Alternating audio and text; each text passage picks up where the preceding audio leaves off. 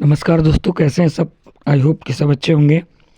तो आज हम तीसरे प्रयोग की बात कर रहे हैं, जिसका उद्देश्य है समसूत्री विभाजन का अध्ययन करने के लिए प्याज के मूलाग्र की अस्थायी स्लाइड बनाना। तो इसके लिए आवश्यक सामग्री हमें जो चाहिए होगी वो होगी प्याज जिसकी मूलों को अंकुरित किया गया हो, सूक्ष्मदर्शी, slide, burner, beaker, blade, cover slip, acetocarmine, formalin aceto alcohol का विलयन, N/10 HCl, ब्लोटिंग पेपर आदि। उसके बाद हम प्रोसीडर पर जाएंगे और इसके लिए प्याज के मूलाग्र को उगाएंगे। सबसे पहला जो हमारी हेडिंग होगी वो होगी प्याज के मूलाग्र को उगाना। तो इसमें सर्वप्रथम एक प्याज के कंद की पुरानी जड़ें हटाकर जल से भरे बीकर में इस प्रकार रखें कि कंद का आधार जल को स्पर्श करे। दूसरा, 2-3 दिन तक प्याज को जल में ही रहने दें। फिर इस दौरान प्याज से नई मूल निकल आएंगी। अगर मूलों को लंबे समय तक सुरक्षित रखना है तो इनके 2-3 सेंटीमीटर के टुकड़े काटकर FAA के विलयन में 24 घंटे के लिए रख दें। इससे कोशिका विभाजन की विभिन्न अवस्थाएं रुक जाती हैं। तत्पश्चात 75% एथिल अल्कोहल व HCl के 1:1 विलयन में मूल को 20-25 मिनट तक रख दें। उसके बाद इसकी हम अस्थायी स्लाइड बनाएंगे। तो हम हेडिंग डालेंगे अस्थायी स्लाइड बनाना, और इसमें हम क्या करेंगे, FAA के विलयन में आरोपित की हुई मूलों के शीर्षस्थ भाग के 0.1 सेंटीमीटर छोटे टुकड़े को साफ स्लाइड पर रखें तथा उस पर एसीटोकार्मीन की 2-3 बूंदें डाल दें, जिससे गुणसूत्र अभिरंजित होकर गुलाबी रंग के दिखाई दें। दो सुइयों की सहायता से मूल की कोशिकाओं को अलग अलग करें और कवर स्लिप से ढककर ब्लोटिंग पेपर के द्वारा स्लाइड पर रखी मूलों को रखकर धीरे धीरे दबाएं। अब स्लाइड को बर्नर पर धीरे से गर्म करते हैं, जिससे केंद्रक व गुणसूत्र अभिरंजन ग्रहण कर लें। अतिरिक्त अभिरंजन को ब्लोटिंग पेपर या जल से साफ कर लेते हैं। इसके पश्चात संयुक्त सूक्ष्मदर्शी की सहायता से स्लाइड का अध्ययन करें और विभिन्न अवस्थाओं या प्रावस्थाओं के लक्षणों के आधार पर हम इनकी पहचान करते हैं, जो कि निम्न प्रकार है। सबसे पहले इसकी हम प्रारंभिक पूर्वावस्था देखते हैं।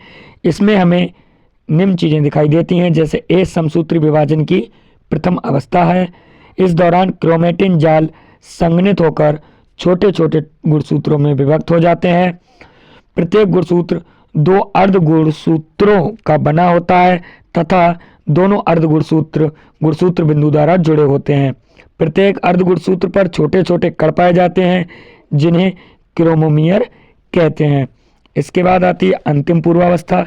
इस अवस्था में गुणसूत्र अधिक स्पष्ट दिखाई देते हैं। प्रत्येक गुणसूत्र लंबवत रूप से 2 भागों में विभाजित हो जाता है।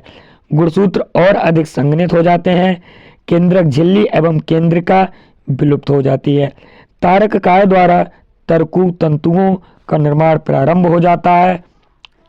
फिर उसके बाद तीसरी अवस्था आती है, जो है मध्यावस्था। इसमें गुणसूत्र मध्य रेखा पर व्यवस्थित हो जाते हैं और कोशिका में तरकु आकृति बन जाती है। उसके बाद है गुणसूत्र बिंदु इन तरकुओं से जुड़ा रहता है तथा अर्ध गुणसूत्र स्वतंत्र रहते हैं। फिर धीरे धीरे गुणसूत्र के दोनों अर्ध गुणसूत्र विभाजित हो जाते हैं। गुणसूत्र और अधिक छोटे व मोटे हो जाते हैं। तरकु में ट्रैक्टाइल तंतु तथा सहारा प्रदान करने वाले तंतु पाए जाते हैं। ट्रैक्टाइल तंतु गुणसूत्र बिंदु से जुड़ जाते हैं तथा सहारा प्रदान करने वाले तंतु कोशिका के एक ध्रुव से दूसरे ध्रुव तक फैले रहते हैं। उसके बाद है बेटा इसकी पश्चावस्था।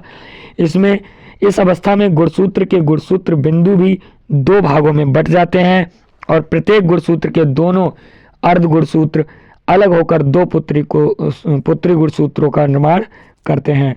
फिर ट्रैक्टाइल तंतुओं में संकुचन के कारण गुणसूत्र के अर्ध गुणसूत्र विपरीत ध्रुवों की ओर खींचने लगते हैं तथा ये U, B या L के आकार को प्रदर्शित करते हैं। इस अवस्था में गुणसूत्र बिंदु ध्रुवों की ओर तथा भुजाएं अर्ध गुणसूत्र के केंद्र की ओर होती हैं। इसके बाद आती है अंत्यावस्था। इस अवस्था में गुणसूत्र पूर्णतः ध्रुव पर पहुंच जाते हैं। अंत में गुणसूत्र के चारों ओर केंद्रक झिल्ली एवं केंद्रिका पुनः प्रकट होने लगती है। उसके बाद गुणसूत्र आसंगनित होकर क्रोमेटिन जाल का निर्माण करते हैं और तर्कु विलुप्त हो जाते हैं तथा दोनों पुत्री केंद्रकों के बीच मध्य पटलिका का निर्माण प्रारंभ हो जाता है। अंततः इसका जो निष्कर्ष है वो ये है कि दिए गए प्याज के मूलाग्र की कोशिकाओं में हमें समसूत्री विभाजन की विभिन्न व्यवस्थाएं स्पष्ट रूप से दिखाई देती हैं।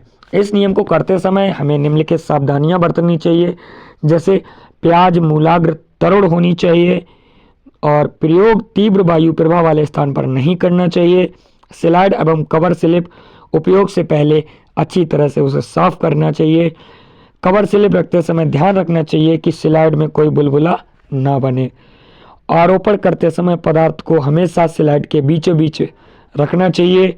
स्लाइड को बहुत ही कम गर्म करना चाहिए। उसके बाद ये जो चित्र दिए गए इन चित्रों को आप फाइल पर बना लेंगे। धन्यवाद। और आगे के प्रैक्टिकल देखने के लिए अगली वीडियो को ज़रूर देखिएगा और चैनल को सब्सक्राइब कर दें। धन्यवाद।